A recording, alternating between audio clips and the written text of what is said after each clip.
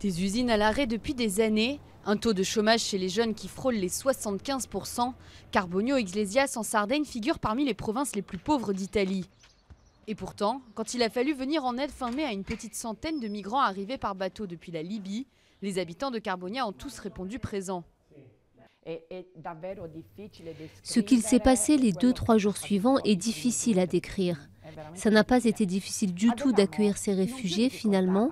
La vraie difficulté, ça a été d'accueillir les très nombreux bénévoles.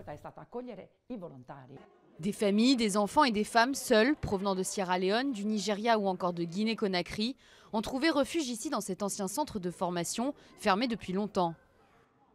Rosaline est enceinte de 5 mois. À 32 ans, cette Nigériane est déjà veuve. Son mari est mort pendant leur traversée de la Méditerranée.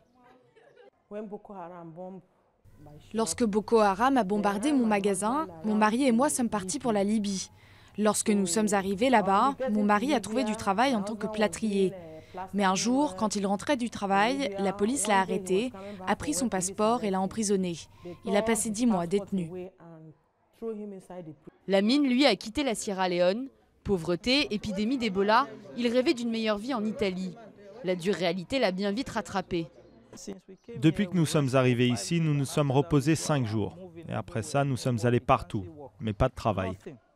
Mais les grandes villes du nord de l'Italie les plus riches sont catégoriques. Plus question d'accueillir de nouveaux migrants. Au sud, l'aide continue malgré une situation économique très défavorable. Ces ouvriers de l'usine d'aluminium Alcoa, près de Carbonia, sont au chômage technique depuis 2 ans et demi. Certains d'entre nous sont allés donner un coup de main au centre d'accueil pour migrants, car il y en avait vraiment besoin. Nous, en tant que Sardes, on a la réputation d'avoir le sens de l'hospitalité. Mais je pense que le chômage et l'immigration sont 2 problèmes distincts. Eux, les pauvres, ont fui la guerre.